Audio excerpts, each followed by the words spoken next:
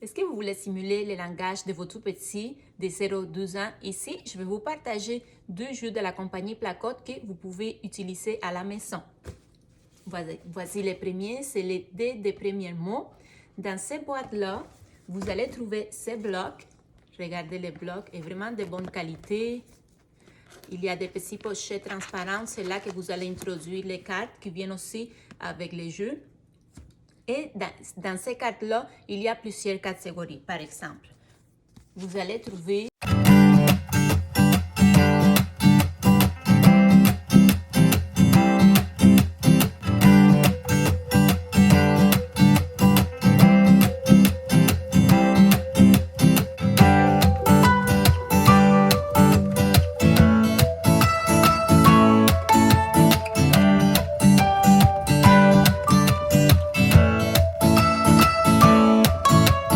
et qu'est-ce qui est intéressant de ces jeux-là, c'est que vous pouvez les pratiquer et simuler le langage de votre enfant en jouant en même temps. C'est au lieu de vous asseoir avec l'enfant et prendre les cartes que souvent on trouve comme chez Costco ou dans d'autres magasins des paquets de cartes puis on les montre à l'enfant.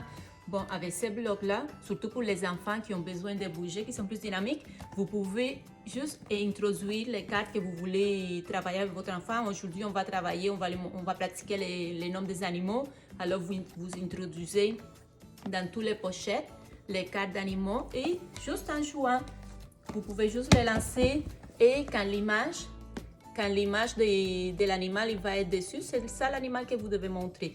Mais par exemple, si votre enfant est tout petit et il n'est pas capable encore de dire chat, qu'est-ce que vous pouvez faire? C'est faire les sons des chats. On commence par les sons, on dit miaou, puis après, avec le temps, l'enfant il va commencer à dire les mots comme il faut. Autre chose intéressante, c'est par exemple, si à la maison, vous avez, votre enfant il a des petits frères ou sœurs, vous pouvez aussi travailler apprendre à l'enfant à attendre son tour parce que vous pouvez le faire chacune à son tour. Alors l'enfant, de la maison, il va déjà pratiquer des habiletés sociales et une fois rendu à la garderie, c'est sûr que ça va être plus facile d'attendre son tour quand il a déjà pratiqué à la maison. Et le deuxième jeu que je vais vous présenter aujourd'hui, c'est le jeu Topanifan. Et ici à l'intérieur de la boîte, vous allez trouver des blocs de différentes grandeurs et en différentes couleurs et aussi des petits animaux.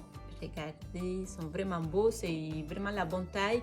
Ils ne sont pas trop petits que l'enfant peut le mettre à la bouche et s'étouffer, ni trop grands. Alors, avec ces animaux-là, qu'est-ce que vous pouvez déjà travailler? Bon, vous pouvez montrer les noms des animaux en plus de travailler les couleurs.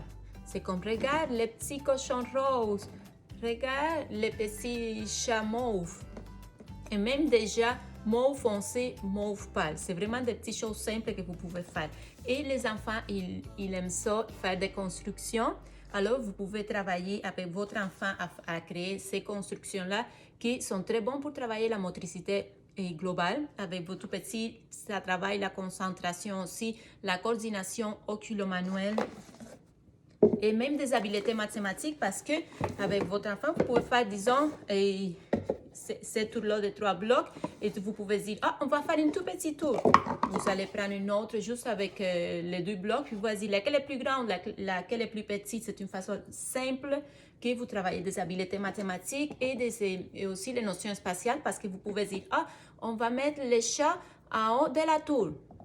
On va mettre les petits lapins à l'intérieur de la maison jaune. À l'intérieur, la petite vache, elle va aller à côté de la tour. Juste des petites choses comme ça que vous pouvez déjà commencer à travailler avec votre enfant, que peut-être vous pouvez penser il est très jeune, il est petit encore pour savoir en haut, en bas, mais c'est tout en jouant, l'enfant il ne va pas se rendre compte vraiment que vous êtes en train de lui montrer les notions spatiales, mais ça va être utile plus tard. Et pourquoi pas à la fin de l'activité de faire la grande tour, excusez-moi, vous pouvez dire à l'enfant 1, 2, 3.